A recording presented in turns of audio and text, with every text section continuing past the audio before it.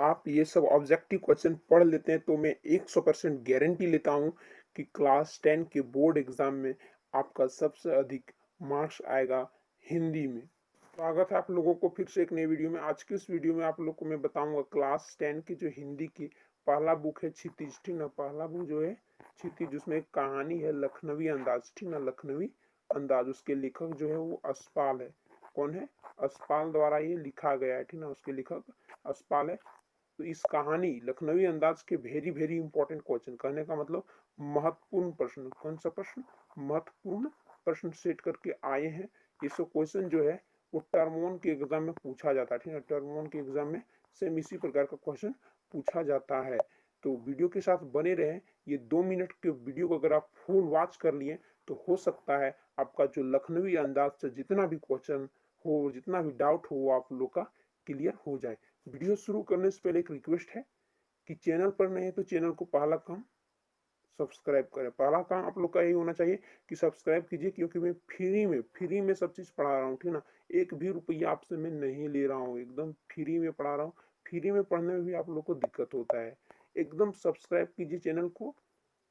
और दूसरा जो है रिक्वेस्ट, वो है वीडियो के साथ बने रहें। आप लोग को 100% गारंटी है कि समझ में आएगी अगर आप वीडियो को मिस ना करते हो तब। तो चलिए आज का वीडियो शुरू करते हैं। तो सबसे पहले यहाँ देखिए हेडिंग में लिखा ऑब्जेक्टिव टाइप का क्वेश्चन, ठीक है। ऑब्जेक्टिव टाइप क्वेश्चन सब मैं बनाया हूँ आप लोग के लिए। तो पहला जो क्वेश्चन है वो लखनवी अंदाज जो है वो किसके द्वारा लिखा गया है? तो ये असपाल लिखा है। कौन लिखा है? असपाल। इसका सही आंसर ये है। सब ऑब्जेक्टिव है, ठीक है, लेकिन ऑप्शन नहीं दिए हैं। अगला क्वेश्चन है असपाल का जन्म कब और कहाँ हुआ था? असपाल का जन्म जो है वो कब और कहाँ हुआ था? तो इसका जन्म 1903 में पंजाब के फिरोजपुर छावनी में हुआ था। कहाँ? फिरोजपुर छावनी में। अगला क्वेश्चन है असपाल की मृत्यु कब हुई? तो ये 1976 ईस्वी में इसकी मृत्यु होगी। हम असपाल के बारे में इतना डिटेल से आप लोग को इसलिए पढ़ा रहे हैं ताकि जीवनी भी पूछ सकता है, लेखक का जीवनी भी पूछ सकता है, ठीक है। अगला क्वेश्चन है कहाँ की ट्रेन चल पड़ने की उतावली पुकार रही थी? तो ये मुफसिल की, कहाँ की? मुफसिल की ट्रेन, ठीक है। कहानी में कहानी पढ़िए। अगला क्वेश्चन है किस क्लास में जाने के लिए दाम अधिक लगते थे? तो अगर आप सेकेंड क्लास में जाते हैं, ट्रेन के सेकेंड क्लास में, तो दाम अधिक लगता था। इसका आंसर सेकेंड क्लास होगा, ठीक है। अगला क्वेश्चन है लेखक किस क्लास का टिकट खरीदा? तो बता दें लेखक जो है वो सेकेंड क्लास का टिकट खरीदा। इसका जो बिल्कुल सही आंसर है वो सेकेंड क्लास है। अगला क्वेश्चन है ट्रेन के डिब्बे के एक बर्थ पर कौन बैठा था? तो लखनऊ की नवाब साहब बैठा था। कौन बैठा था? लखनऊ की नवाब साहब बैठा था।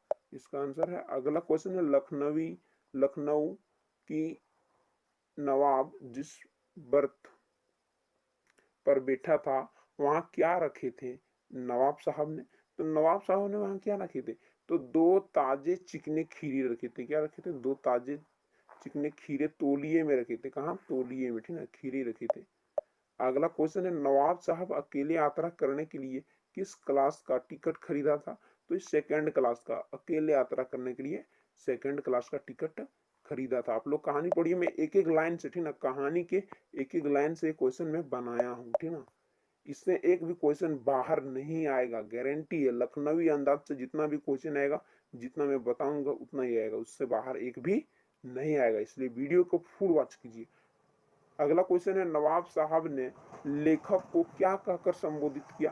तो लेखक को क्या कहा कि अदाप अर्ज खीरा का सुख फरमाइए। क्या बोला? अदाप। अदाप मतलब वहां कुछ होगा उसका, उर्दू वर्ड है ये, हम नहीं जानते हैं। और खीरा का सुख फरमाइए मतलब खीरा खाएंगे। अगला है नवाब साहब ने चाकू कहाँ से निकाला? तो ये जेब से, जेब से यानी कि पॉकेट से, ठीक ना, अपने पॉकेट से निकाला। अगला क्वेश्चन है नवाब साहब ने खीरा को किससे पूछा था? तो ये तौलिया से पूछा था। किससे? तौलिया से पूछा था।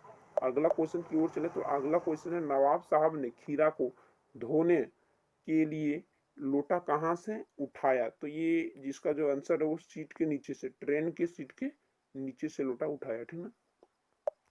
अगला क्वेश्चन है कहाँ के खीरे बेचने वाले लोग खीरा के साथ जीरा मिला नमक और पिसी हुई लाल मिर्च की पुड़िया भी हाजिर करते हैं? तो ये लखनऊ स्टेशन के, कहाँ के लोग? लखनऊ स्टेशन के लोग। अगला जो क्वेश्चन है वो लेखक ने नवाब साहब को क्या उत्तर दिया जब नवाब साहब खीरा लेखक को खाने बोल रहे थे। मतलब ले यहाँ जो दो आदमी थे ना, यहाँ इस कहानी में कितने आदमी, दो। एक पहला जो है वो हमारे यशपाल जी है, लेखक, ठीक है ना, लेखक। और एक है लखनऊ का जो है नवाब, ठीक है ना, नवाब साहब, एक है नवाब।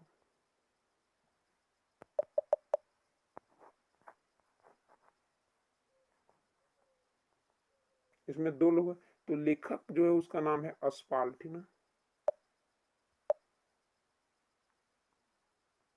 इसका नाम यशपाल है।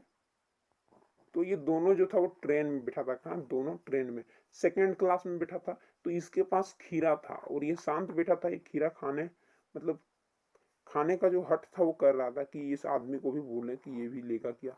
तो इसको ये पूछा कि खीरा खाइएगा। तो ये जो हमारे लेखक थे उन्होंने मना कर दिया कि हम खीरा नहीं खाएंगे। उसके बाद ये जो नवाब साहब है वो ट्रेन के नीचे से, जो सीट के नीचे में एक लोटा रखे थे, वहां पानी निकाले और खीरा को धो लिया। फिर उसको चाकू से टुकड़ा टुकड़ा करके उसमें जो है नमक, नमक जो था वो पुड़िया में था, उसको निकाल के उसमें बुरक दिया और खाना स्टार्ट कर दिया। तो लेखक के मुंह में पानी आ गया। पढ़ने में भी थोड़ा इंटरेस्ट आता है ये कहानी, ठीक ना। अगला जो क्वेश्चन, हाँ यहाँ बात कर रहे थे ना, तो शुक्रिया इस वक्त तलब महसूस नहीं हो रही है। तलब आने की गर्मी महसूस नहीं हो रही है या फिर भूख महसूस नहीं हो रही है। इसका आंसर क्या हुआ, शुक्रिया इस वक्त तलब महसूस नहीं हो रही। अगला क्वेश्चन, नवाब साहब ने खीरा खाकर मुंह किससे पूछा था, तौलिया से। खीरा लजीज होता है लेकिन होता है शकील, यह कथन किसने कहा।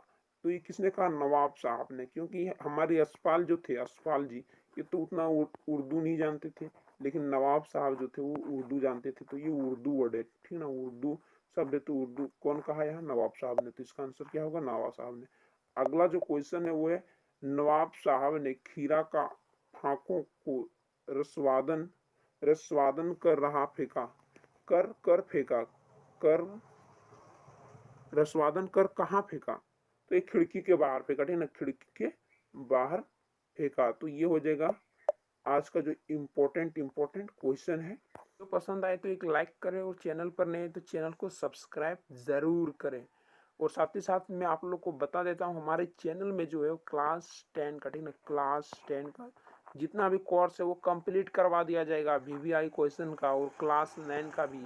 साथ ही साथ क्लास 10 का भी हम, क्लास 10, क्लास 9 और क्लास 8 से लेकर 8 टू क्लास 10 तक जितना भी कोर्स है वो हम कंप्लीट करवा देते हैं। ये मैं जिम्मा लेता हूँ, आने की जिम्मेदारी मेरी है। और फ्री, 1 रुपया भी आपको पैसा यहाँ नहीं देना पड़ेगा, 1 रुपया भी पैसा यहाँ नहीं लगेगा, एकदम फ्री घर बैठे आप पढ़ सकते हो हमारे चैनल से।